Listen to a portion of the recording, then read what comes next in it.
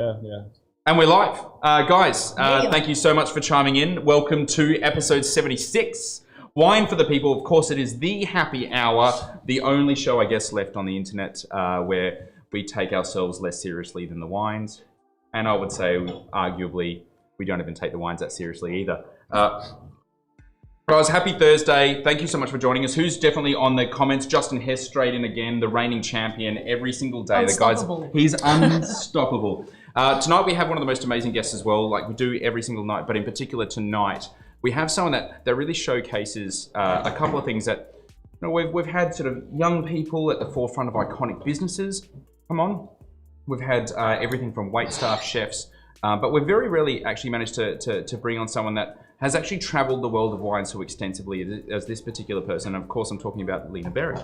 Thank you so much for joining us. Thank you so much, mate, for having me. It's great. It's great. First things first, would you like a glass of wine? Yeah. Now you brought a bottle though, that you were like, I'm particularly interested in this. And of course, like, speaking of your background, you're a sommelier, now a wine consultant. Mm-hmm. What is a wine consultant?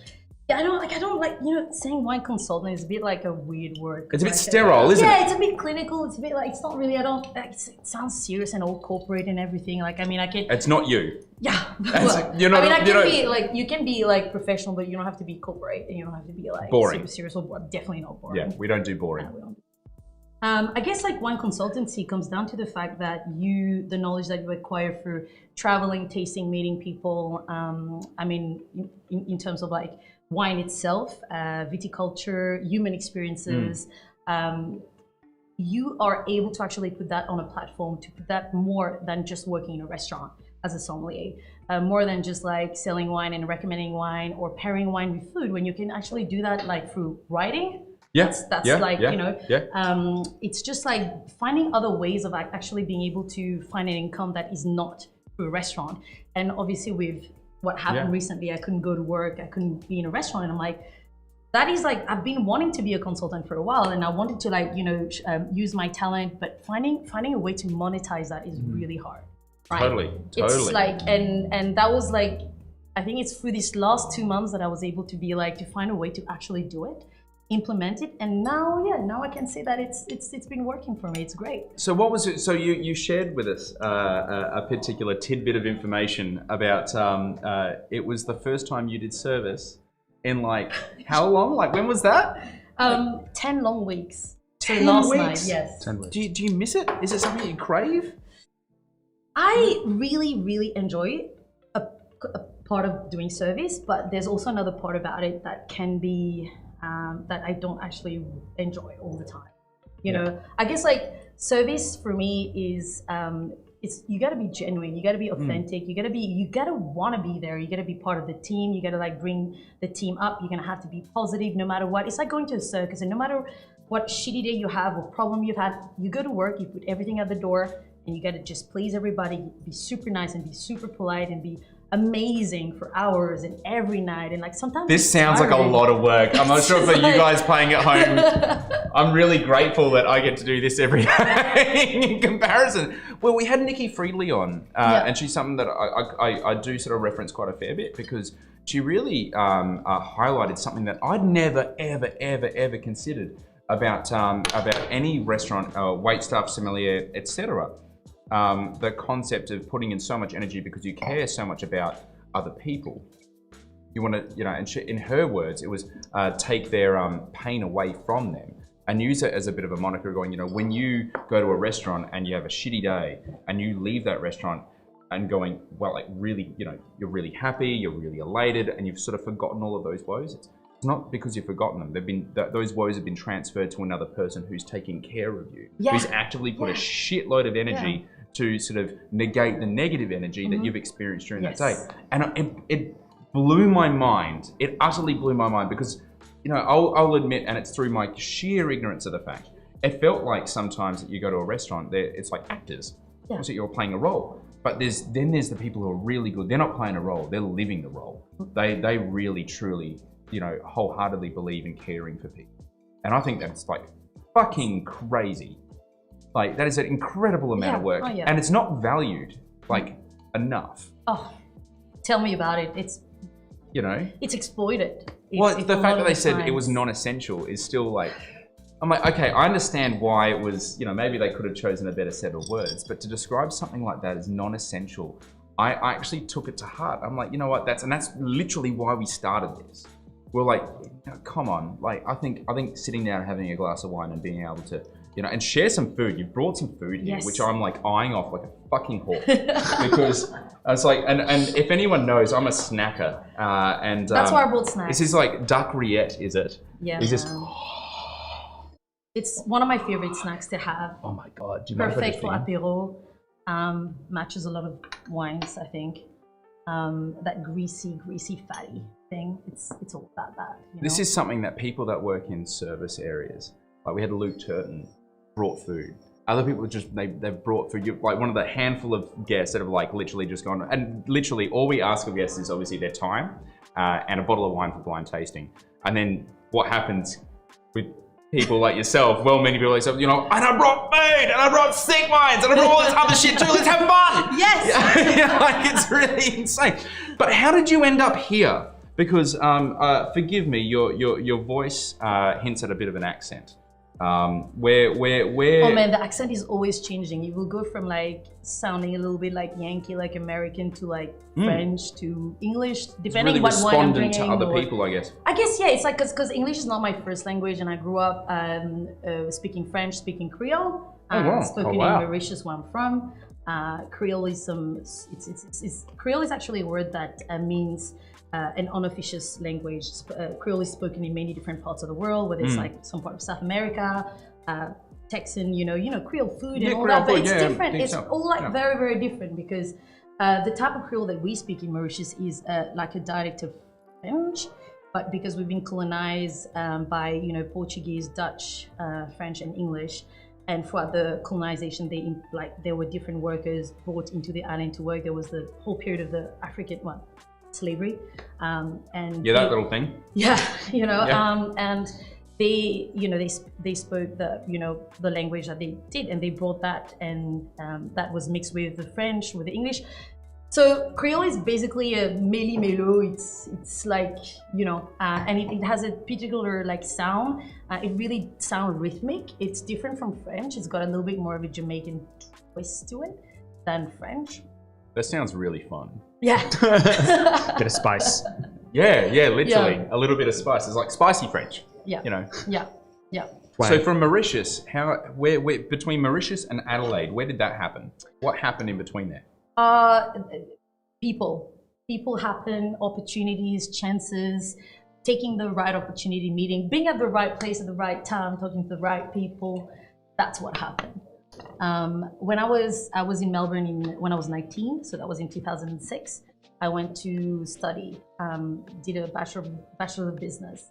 I lived in Melbourne for 8 years. That was great. I loved it. Like the moment I went to Melbourne to study, I thought I was going to do 3 years, go back to Mauritius, work in tourism, because Mauritius is really much about tourism. So like the plan was like, I'm going to go work in a 5-star hotel and be like guest relation manager, or Obviously, because in like Mauritius, that's like that's a thing. It's like a huge thing. Yeah, we have like actual proper resorts, and we have a lot of European tourists. You guys do, like, I say you guys, I mean that respectfully, do resorts like there's nowhere else in the fucking world. Seriously. It's proper. Like, it's insane. Yeah. Like Top one shelf. day I'll have a Lamborghini and I'll go and stay one single night, because that's the cost. Like so you would have entertained, so you worked there? Yes, eventually? I did eventually end up working there, but after 8 years in Melbourne, I didn't get a visa to stay. I couldn't get sponsorship. I was devastated. I couldn't get my residency or like a sponsorship to stay. So after 8 years of living, probably most of my adulthood, because I was 19 when I moved there and I was 27. Yeah, wow. Yeah. So much time and investment in the one space. Yeah. And I was obviously not a sommelier back then. I was doing all sorts of other jobs. I did I was actually a bartender. Actually, I started with Domino's Pizza. Cool. And then, I worked. There's nothing wrong with that. Nothing wrong. Humble beginnings. Humble beginnings. No, where did you start? Subway. I did Cole's Deli. Yeah. And I remember I was wearing these uniforms. So I just was like, I don't know. I was just doing it because I was just trying to find, like my parents were like funding half of my studies, which I'm very lucky for. course. But then the rest, I'm like, I have to like look for a job. But I had a little bit of a language barrier now that it doesn't sound like it, but my English was not very good at the time. Really? Yeah. Like even my teachers were like, are you sure when I was in high school and where my parents were talking like, where is she going to study? What is she going to study? A lot of my teachers were like, she probably needs to be like, I think a lawyer would be like the best job for her. Because, back in those days, we only knew lawyer, doctor, accountant, engineer. It was just like... You did well, you do that. Never thought sommelier was even a job. Like I didn't think, so then I said, no, but I want to go and study in Australia. And then they were like, yeah, your English, maybe like, have you thought of France? And France is obviously super popular for Mauritians because we have an agreement and it's easy to get it, and it's much cheaper as well because like at the time, 1 Mauritian rupee, the $1 at the time was 28 rupees. And, studying is like $40,000. Jesus. So that's a lot of money.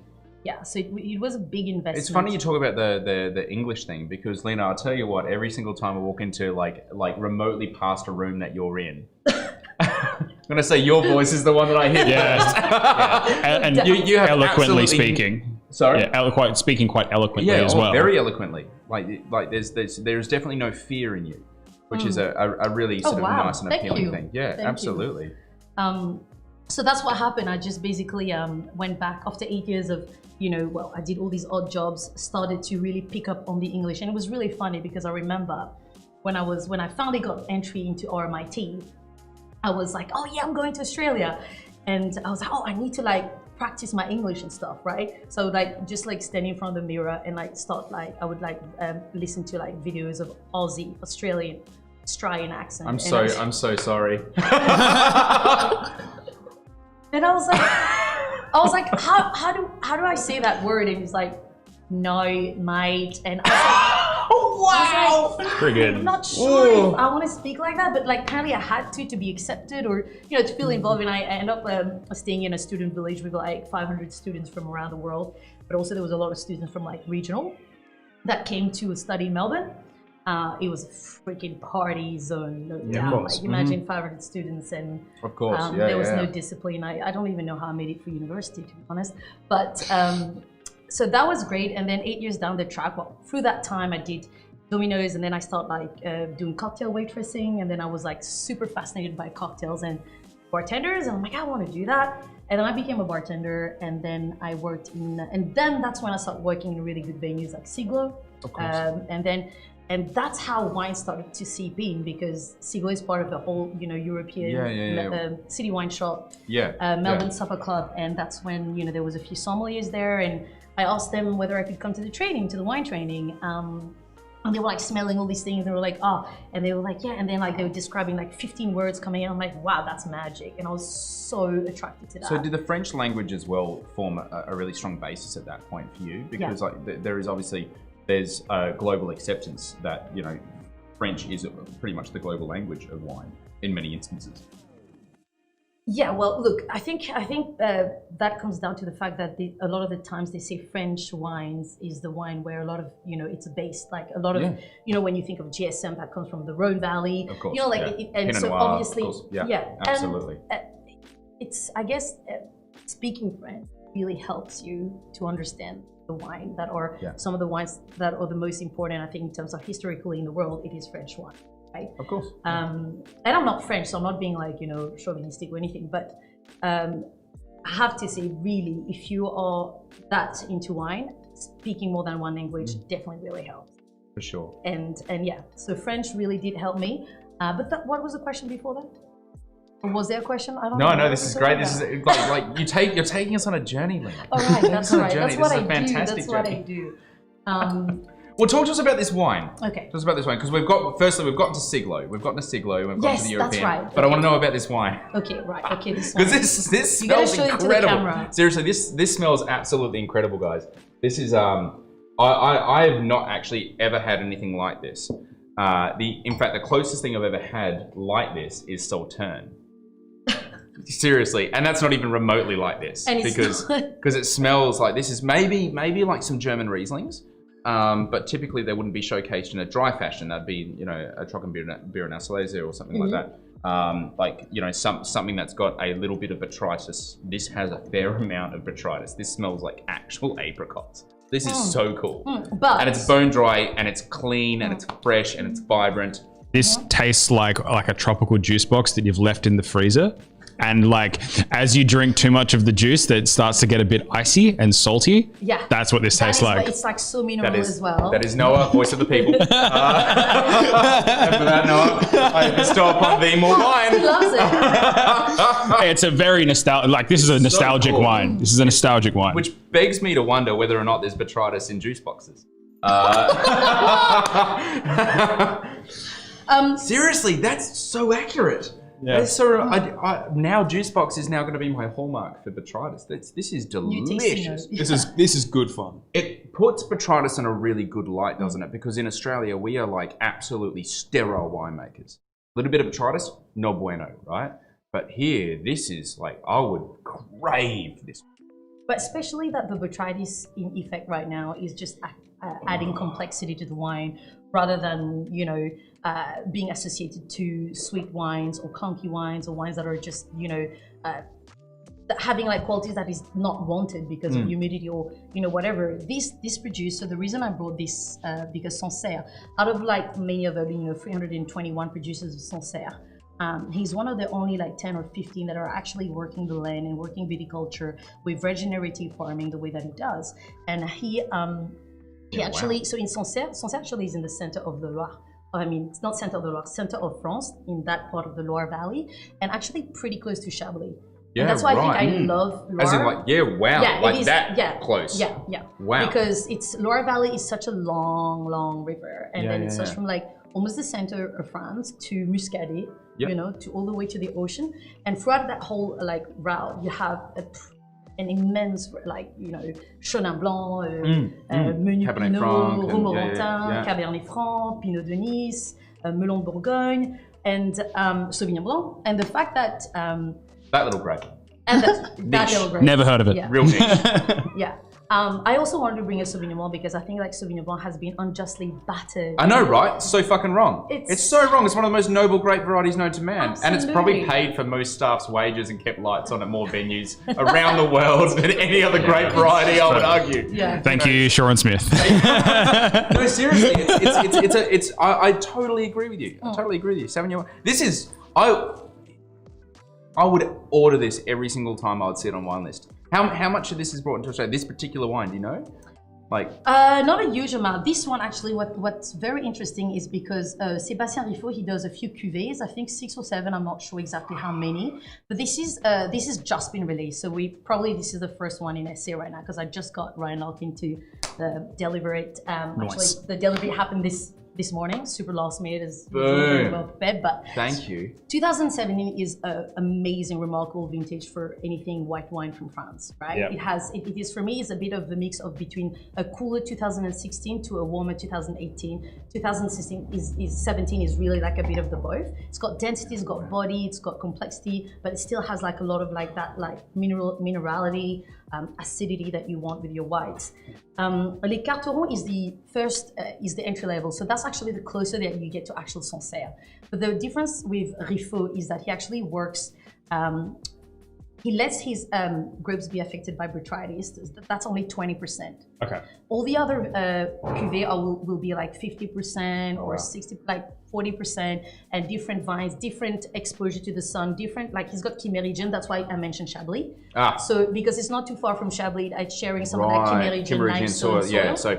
And other parts of it is sharing Portlandian soil, which is more like Petit Chablis type of soil. So that's why he believes that, you know, he has to do a few different cuvées to really express those differences and intricate differences. But what I think is super awesome is because we think that Sancerre is just this like, as opposed to all the rest of the producers that pick really early, that make it like super lean, almost sometimes that, you know, that Sancerre crisp Sauvignon Blanc, Savigny that people like. Here, he's actually making a wine super soulful with like texture, with honeysuckle, acacia element, beeswax, like, you know, and it keeps like growing on you. And it's just really interesting to also eat with food. And all his other cuvées are, I think that if you want to get into Sébastien Riffaut, Les Carterons is probably the most, I'd say you'd want to start with that because that's the less So for less those lofted playing at center. home that are hardcore sort of wine fans that are looking for where this, you can actually readily get this, or find out any local stockist, Larkin Imports on the back of the bottle here. Now, a little bit of Get Basic. I have slight faux pas for those playing at home that don't know much about this particular word that we keep sort of referencing, this thing called botrytis. Now, would you like me to talk about the viticultural side of things, botrytis? Yeah, but you please. can talk about the flavour you, side. You talk. I've spoken enough. You talk.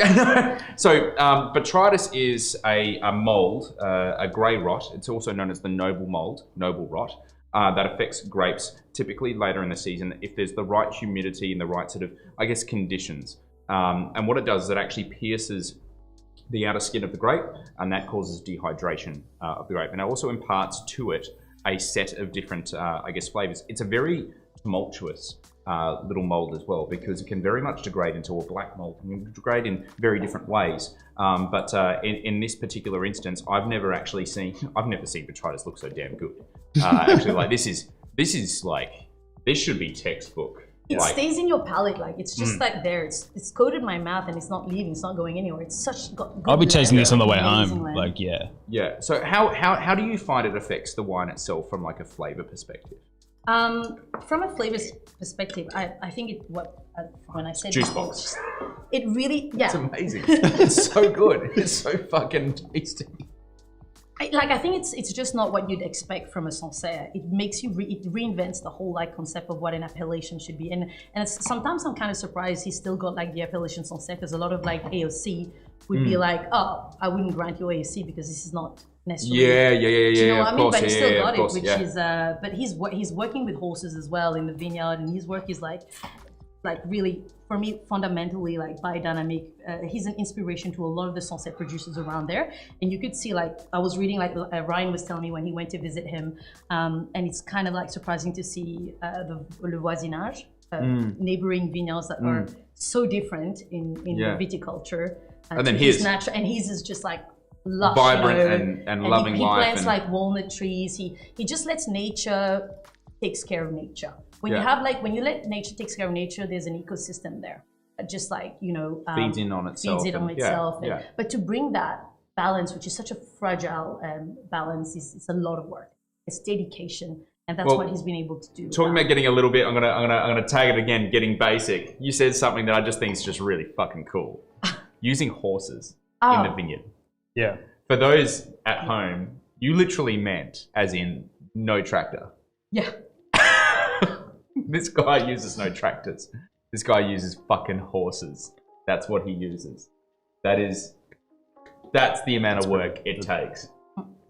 By the way, I've never seen a tractor fertilize a vineyard at the same time that it plows it. Just put it out exactly, there. Yeah. That's two birds, one stone. A bit more work, but kind of worth it, perhaps. And a friend. It's a friend too. And a friend, absolutely. Jumping straight to the comments.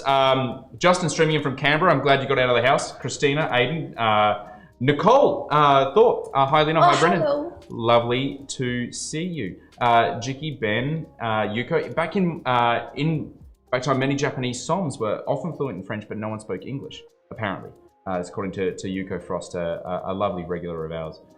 Caddy Spain, great to see Liinaa Berry on the show. Goddess, absolutely, couldn't agree more. In fact, we're just talking about how it's not the lighting, it's just good genes. Thank you.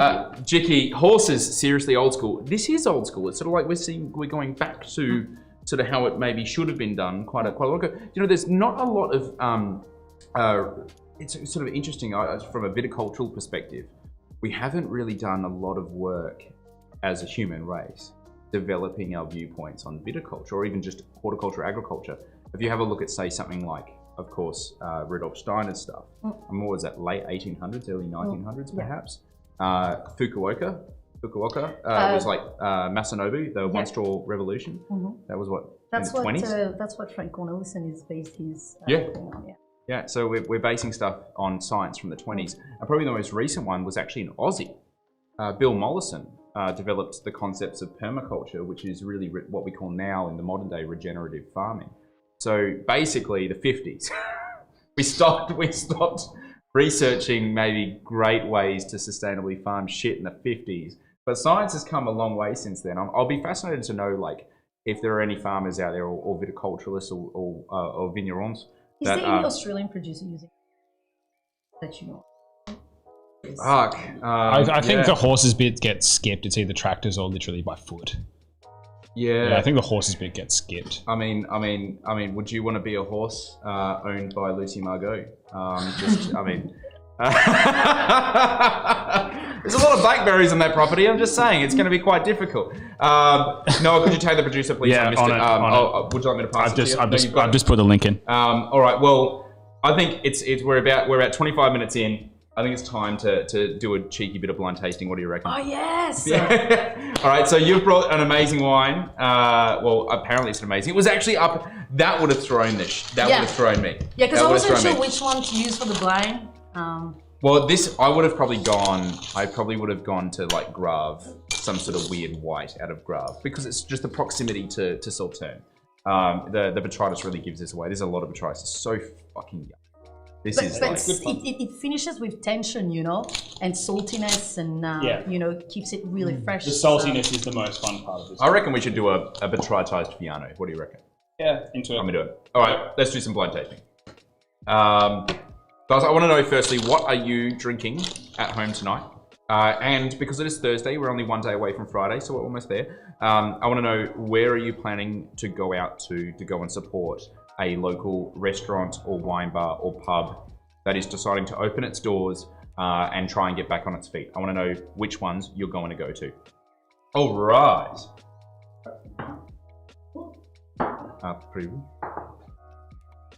Son of Dot Drinks, Jay Maris, thank you so much for chiming in. Oh, fuck. This is why I really like hanging out with you. Funky. I like hanging out with you because like it's always going to be baller booze. I just love to point out that it's under purple wax. It's pretty sick. Really? Yeah. Do you want to have a taste? Oh yeah, sorry. Oh, my bad. This is perfect. Oh, right. Okay, cool. It's gonna have that reductive element. It's gonna blow up. Oh no! I'm loving this. I'm loving this. All right, I'm gonna shove the comments down so Noah can let y'all know what we're smelling and drinking here. And straight away, like just off the smell itself, I haven't had a chance to taste this yet. I'm jumping into two realms, and this could be way off base. Could be, you know, it's just purely smell, right? I mean, Berg or Convive is sort of like in that sort of realm where I am, somewhere that is going to be utilizing very high quality and is very high quality oak with like quite a liberal hand, not overblown, but really complex. Like this is pretty cool. This is and it's funny, like my relationship with oak has been tumultuous in the last couple of years, and it was Josh Picken that really sort of changed my entire view of it when he was like, it's actually just seductive. That's the thing.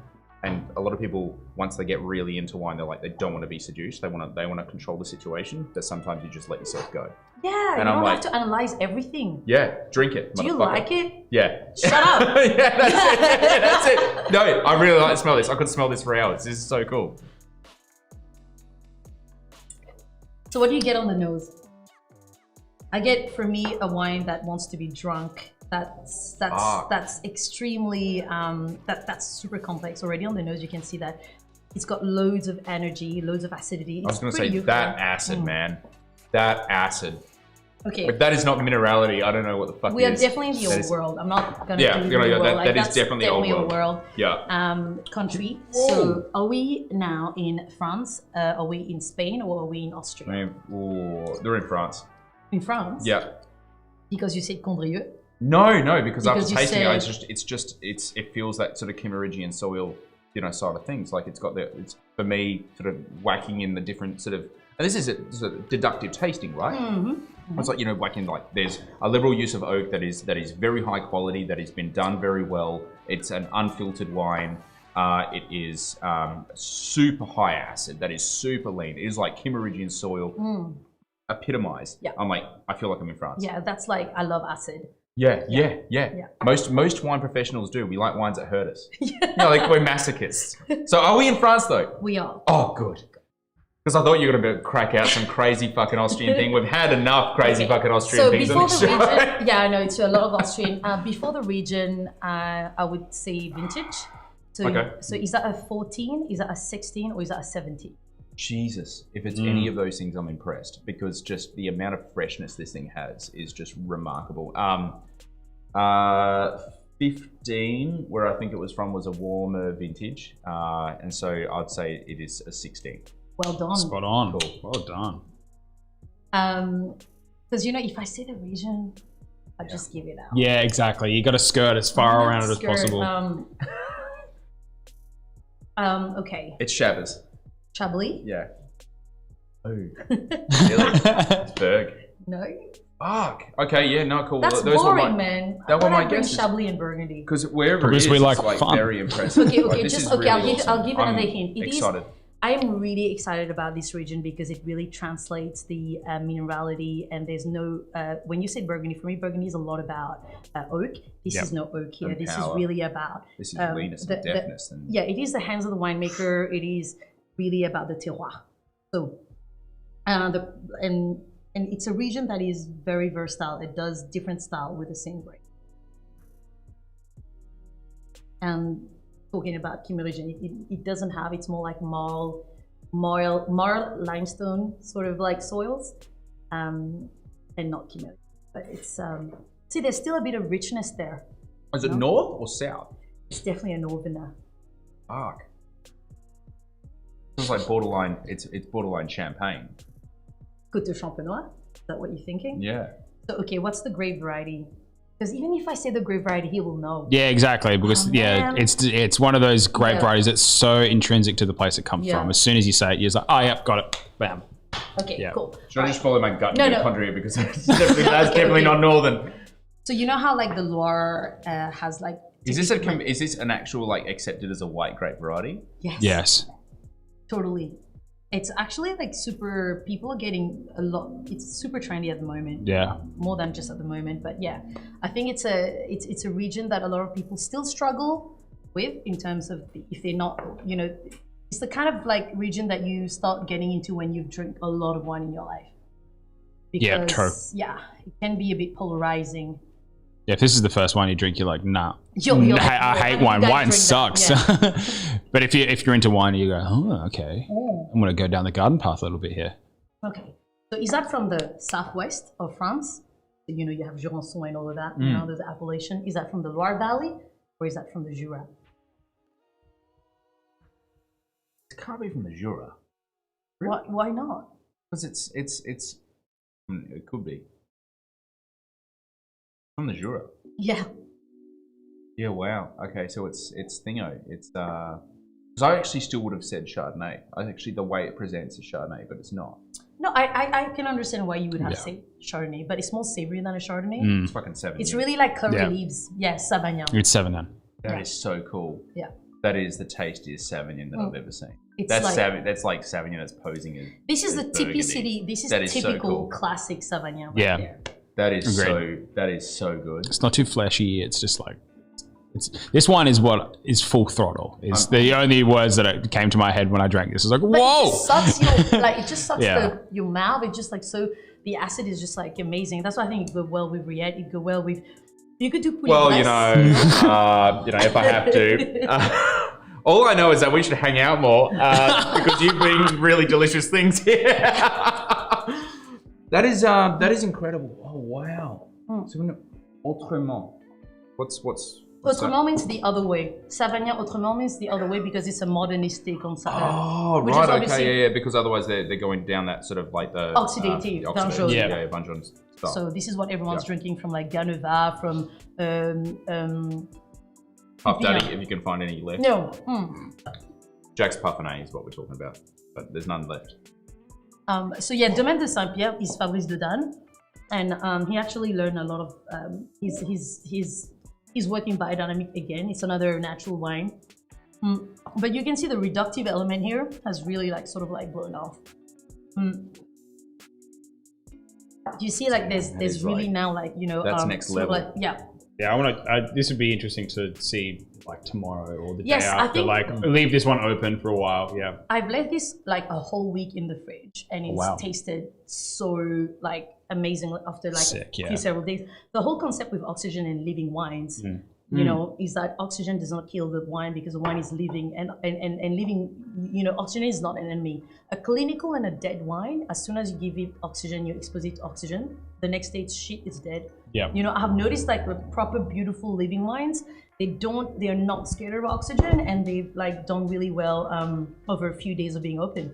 Yeah. And quite often because the winemakers themselves have actually conducted quite an oxidative approach to the winemaking from the very beginning as juice. A lot of the stuff's essentially, like in the most basic way of describing it, been pre-oxidized. Yeah, like sort of like oxidative handling, so they would like oxidize the must before it ferments. And it's a safer way to do it. Yeah. It's actually it's the way that we do it because we can't chill, and it means that you can use far less sulfur or get away with almost no sulfur, and it allows the wine to be actually quite robust in the presence of oxygen, because a lot of people don't realize. I think especially people drinking wine at home that aren't sort of wine professionals, the alcohol doesn't oxidize. Alcohol goes through another process. It's all the other flavors that actually oxidize first that make the whole thing taste like shit and you don't want to drink. So like we've definitely distilled a whole bunch of oxidized wine before, and we got plenty of alcohol out of that. And cheese as well, definitely cheese without. Oh wow. I'm just having a moment. Quiet one. Having like a food moment. It's all about the moment. That is absolutely incredible. Well, I've had sitting here for the last couple of nights a food item. Now you've brought some food. I guarantee you the food that I have here, I didn't actually bring. This actually came from Justine Henschke. She did such a great job bringing some food. But I would like a sommeliers and wine consultant's view on what to pair with wasabi lays. Oh my god! I'm not sure what you guys Justine. have tried at home before, but we have wasabi lays, courtesy of Justine Henschke. I'm going to pour them out straight onto the board here. Yeah. Have you had these before? I've had lays, but not the wasabi flavor. ASMR. Far out. That's incredible. It's quite subtle though.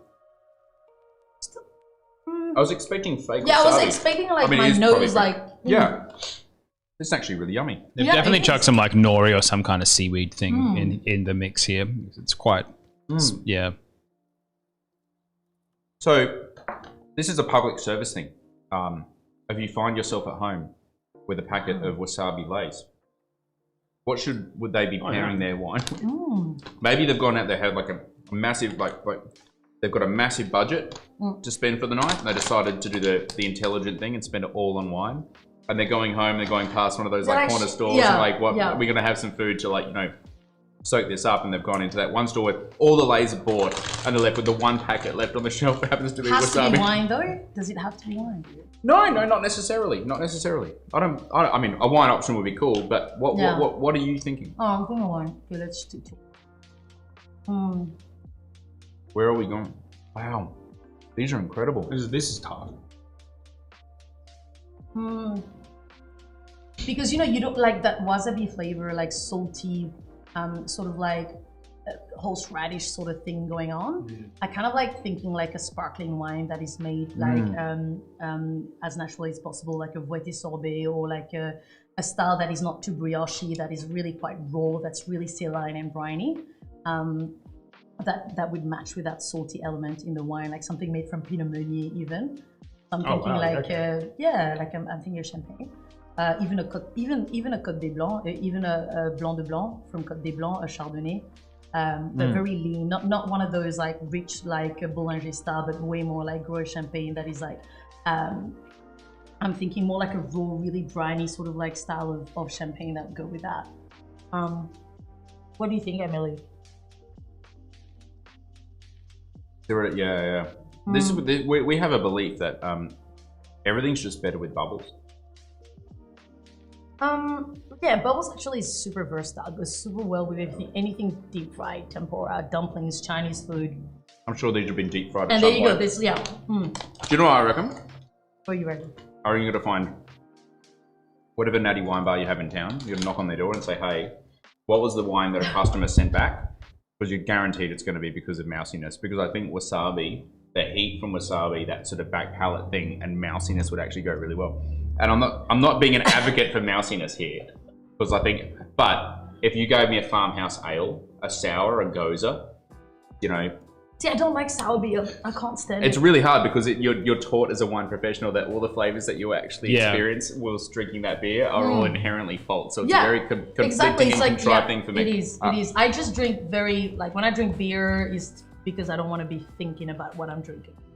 So what I'm saying is that you should take wasabi lays to your nearest natty wine bar.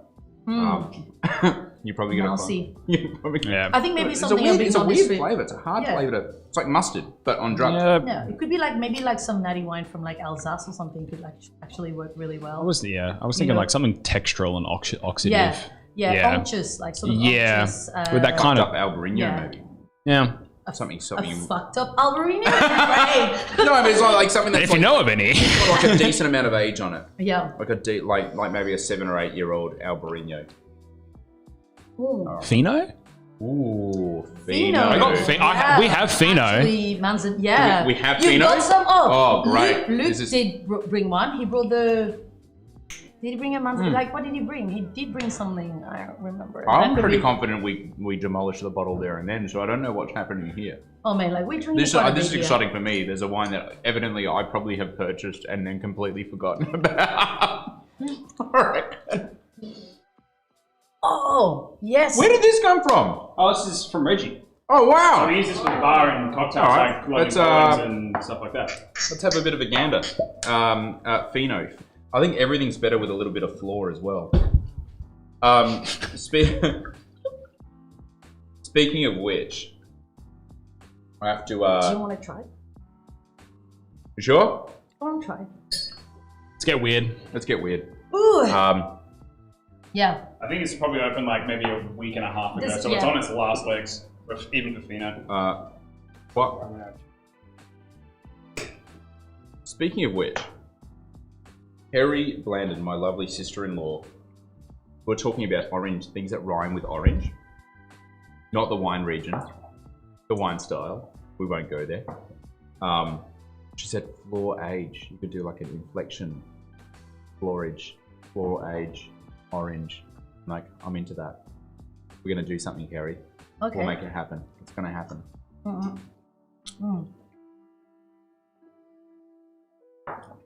I'm into this.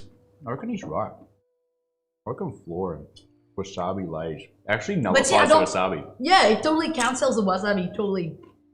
So that's the thing with wine and food pairing. You want the wine to accentuate the food profile. Okay. This is like I can get like the premise of the pairing. I think maybe more like a La Goya would be better because that's not as like complex as this little one here. But yeah, no, I like that idea. You know, one of my absolute favorite wine and food pairing is, especially now that we're in winter, is French onion soup with Madeira. Oh yeah, that's sick. Have you tried that? La Buvette, they often do a French onion soup is like, I mean, it's literally just onions. I didn't realize. I mean, it says with in the name. cheese and you know, I heard about it's something like sort actually. of Swedish, yeah. Can someone tell me this? I watched a I was just trawling through YouTube. YouTube these days is a little bit like Wikipedia used to be, where you start off with a video and you end up on a different video and then a different video, and you've spent like 4 hours looking at nothing. Buttered pasta, like buttered noodles. Buttered noodles, yeah.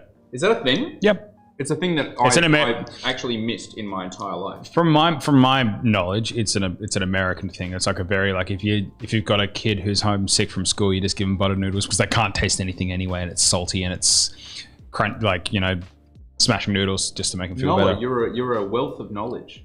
Thank God for him. I know. It's absolutely incredible. I've never heard this. Sometimes I'm the spud. No, seriously, that's absolutely incredible. I've never had. I'd like to try buttered noodles with something like this. I reckon that would be really fun. Anyway, we've got 15 minutes and we've got 2 things to get through. Already? Yeah, I know. Jesus. Yeah. We've got another blind tasting to do. So these 3 bottles, I don't know what they are. You evidently also don't know I'm what gonna they are. touch them. Yeah, you can use I that will as feel a through- guide to Through, see whether or not you might know what they are or the- are not. Yeah. Always the hot tip is like feel the bottle. If it's heavy, then it's And the punch. You never know. yeah. Those are the real hot tips for games like this. And of course, Noah's going to crack this open. Of course, it is time for the guest blind tasting. Like Alio e Olio, but without the spice.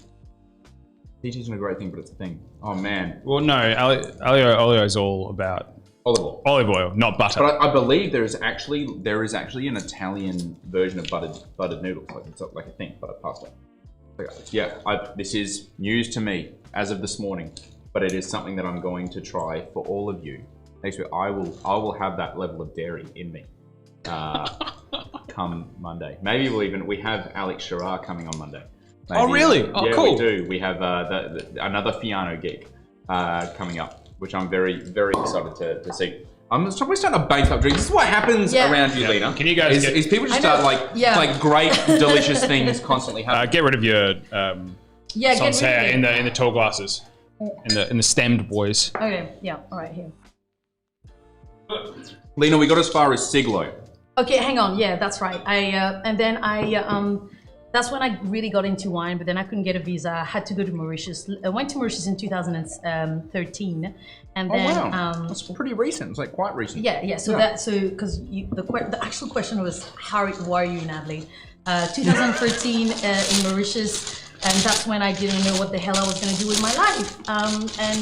Being a restaurant manager is not really a thing in Mauritius. It's quite a capitalist country, and jobs have a different outlook. And so I was like, with a degree in business management, majoring in hospitality. What can I do? I don't really want to do restaurant manager, and I decided, I was a scuba diving instructor for a while there. And then after that, I realized, look, that's a great hobby, but I don't think it should be a career. And then one day I just decided not to go to work. Mom was like, were you not going swimming today? And you're not going swimming today. Oh, that's too good. Mothers. Yeah. We Mom, love you. I don't swim, Mom. I dive. It's different. Anyway, then I was like, no, look, I'm gonna actually apply for a job and back into like my thing of hospitality. So I applied for a sommelier position, but it was like she called it wine waiter. And my sister also called it wine waiter. It's like, Liinaa, what? You're gonna be a waiter and like just like pouring wine into people's glass at you being like 27 years old, and you've done a degree, and you were like the only one out of all the kids that got the chance to go like study overseas. You went to freaking Melbourne, like, and you're just gonna be like, oh, I'm just gonna pour like wine into people's glass. I'm like, guys, it's not like that. Is not what it is, And I'm like, he's like, Liinaa, it's gonna take you like 10 years to even like, how much work that is to become a sommelier. And I'm like, yeah, I know, but I'm interested in it. I'm like, I'll do it.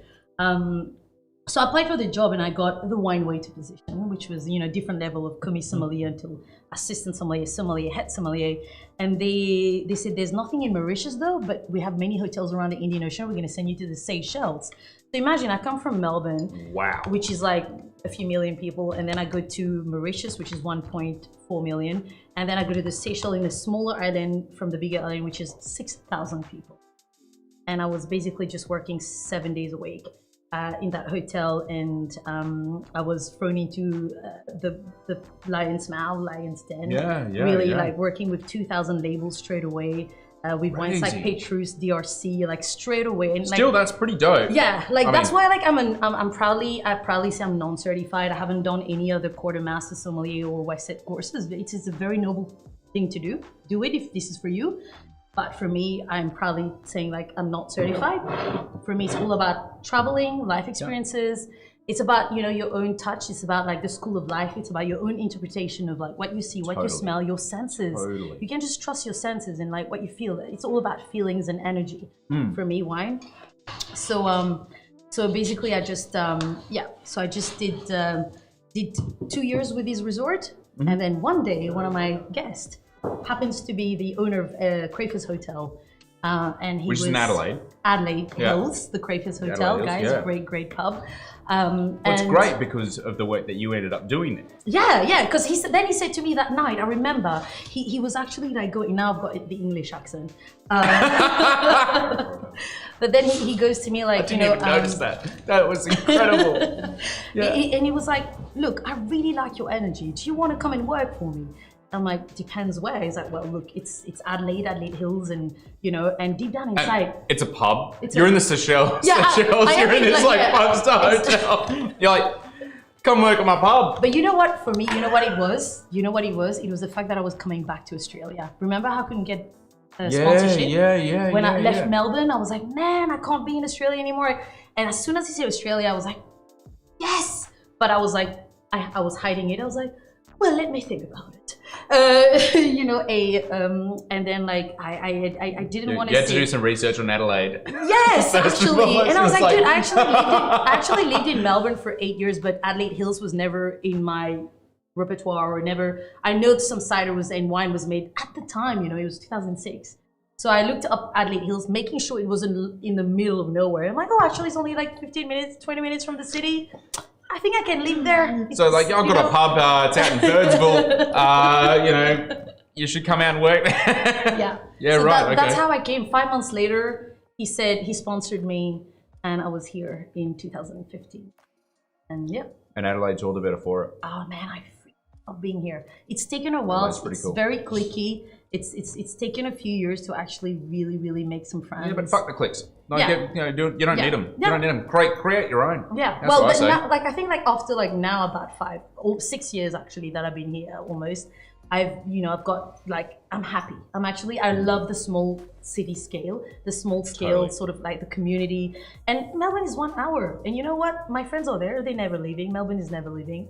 They'll be there. It's they'll all right. be Melbourne will there. do Melbourne. Yeah, and if Yeah. anything, when I tell them about my life here in Adelaide, they're like, Liinaa, actually that's perfect because of you're in the wine industry, and you can be living in a better city than Adelaide, considering all the regions around us, and the produce, and the food, the gastronomy, everything is freaking amazing. I think sometimes you have to be really careful about what you wish for if you want to live in a bigger city.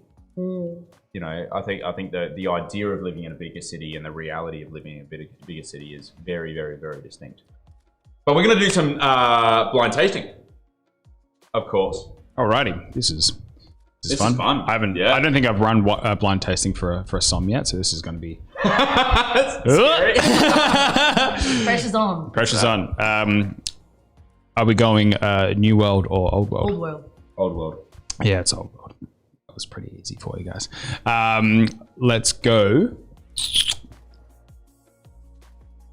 Germany, Spain, France. Spain.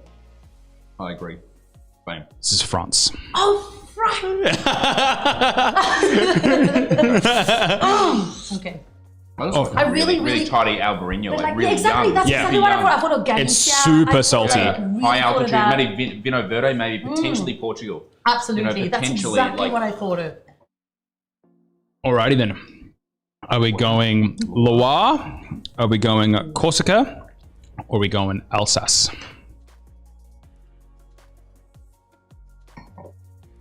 That's okay.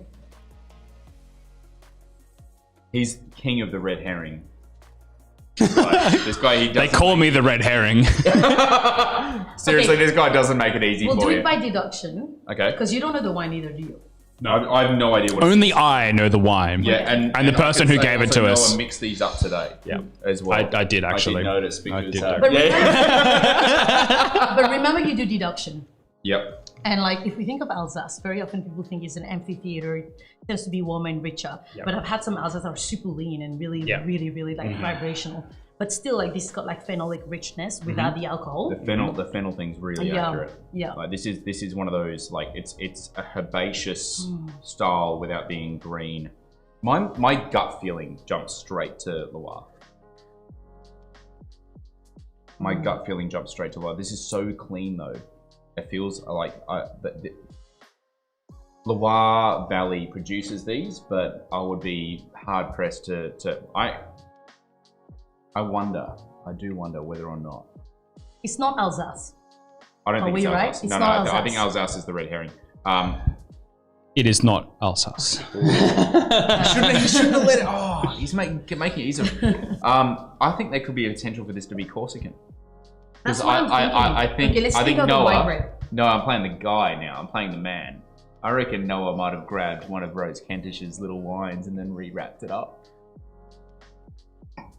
I reckon that could. Honestly, I don't know if that's happened. Is it familiar? Have you tasted this before? Never, but we didn't taste Rose's Corsican white. Yeah. Oh yes. Okay, think about Corsica. It's Vermentino. And then... That's what it tastes like. It tastes like amazing, lean... Super salty. So remember when we actually talked about, we thought it was Spanish, the closest place to Spain, it's like a bit more, Loire for me, I mean, if you think of Loire, it's definitely not I'm looking at Corsica. It's not a Chenin Blanc, it's Corsica. It's not a Chenin Blanc. It's not... Vermentino. Like the other weird thing... It's got to be. If that's not Vermentino, I don't know what is. It's got the reduction and the minerality. It's salty and it's savory. It's fennel seed. I'm looking in Corsica. Yeah, same. This is from the Loire Valley. Oh no! That's definitely not Vermentino then. That was fun. Oh no! That was really fun. Yeah. All right, should have gone with my gut. It's Sauvignon Blanc from... You got tricked by like a... Sauvignon Blanc from Loire Valley. Sauvignon Blanc. But from Sauvignon Blanc from Loire Valley. Yeah, it's Sauvignon Blanc from Loire Valley.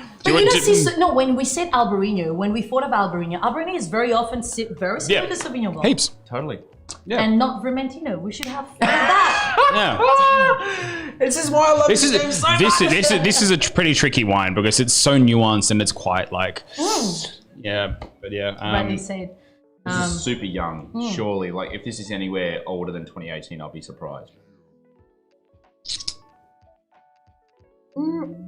But yeah, let's go straight to that then. We're going to go 18, 16, 14.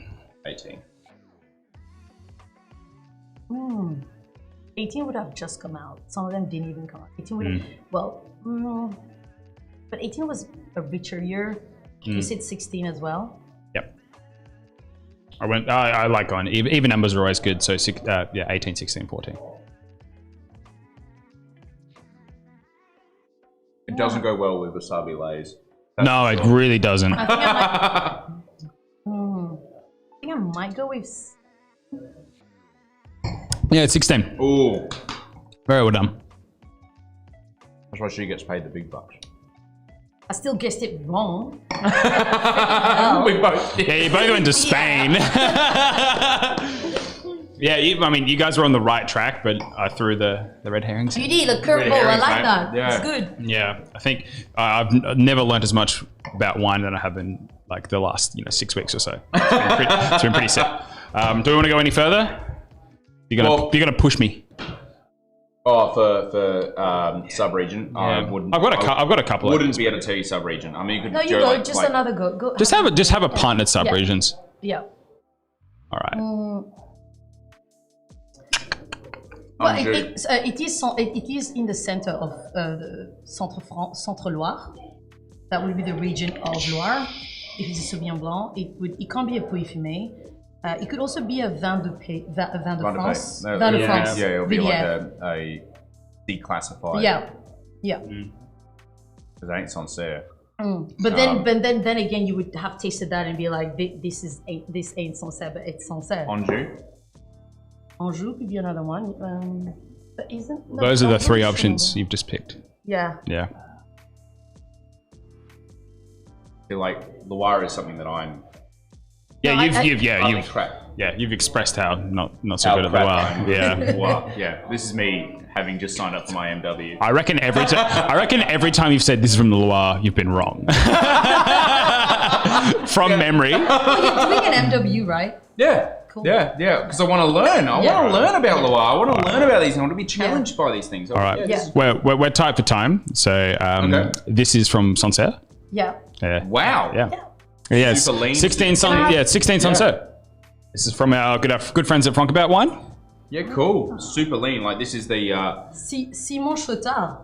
It feels like this is the style of Sauvignon Blanc that would curve people away from the New Zealand types. This is the lean, clean fighting machine. Yeah. This is for anything that's deep fried. Speaking of deep fried, it doesn't go with wasabi though. That's I can say for sure. I didn't hit enter. Oh, I'm so sorry. I know. It was there. I just didn't hit enter. So sad the ISO box is gone. I'm really sad as well, but we have actually recreated it in a different format as a subscription. So you can actually subscribe to them. And we're throwing in free shipping. So it's actually made at the same price. Your streams are super fun. Thank you. Thank you. That is a lean, clean fighting machine. It's good fun. All right, so we have 2 minutes. 2 minutes. Wine Convive. What are you doing now? What's linked in the description above, because it's something really quite exciting, because wine is a hard thing for people to get through. Wine is a hard thing for people to understand, hard thing for restaurateurs, sommeliers, they come at a cost. And talented ones are very rare in this state. So what are you doing with Wine Convive? What's going on? So when the whole 2 months happened, I obviously came up with the idea of like, how do I stay in touch with my guests? How do I stay in touch? Because my guests still have to go and buy wine, have to go to the bottle shop. But in the bottle shop, you don't get like the same sort of like care when you get like the service of a sommelier that comes to your table and tells you what to drink. And very often when you're spending $40, $50, $60, you want to make sure that you're going home and you're opening that wine, you like that wine. So a lot of people don't actually venture to taking the risk of buying something they don't know. They would often buy something they've already drunk before, and which means that they're limiting their knowledge and their adventure spirit. So with Wine Convive is basically having your own personal sommelier. It's like having your personal trainer, but having your personal sommelier. And I help people curate their home cellars at home. That is so cool. Yes, yeah. That is so cool. So I choose like people that wanna I do everything like in terms of like you want to drink wine from 1 to 5 years, 5 to 10 years, this and that. I do a spreadsheet for them of like what they should get, and I curate their home and what you have to drink now, or basically just anything like and it's not like a Shopify website where you go and press a button, you're a customer. It's actually I build relationship with my guests. And it's emailing, it's a conversation starter. That is pretty cool. It is. It really is like I really nurture and like and these people really enjoy because at the moment I have like 20 regular customers that are like constantly just coming to me and being like, oh, I finished my 6-pack, or I'm about to finish my 6-pack. I actually want like just like pet nats now. Can you find me some pet nats of whatever description? That's so cool. You're like a concierge. Yeah. Exactly, I'm a concierge. Exactly, and then that is so cool. Yes, this is my craving. Yeah. Fill my craving. Into it. Is really awesome. Yeah. And because the suppliers, the distributing companies are very much, I see them as the unsung heroes of the wine industry, because very often, the wine is on the table, it's the sommelier, it is the bottle, we think of the winemaker.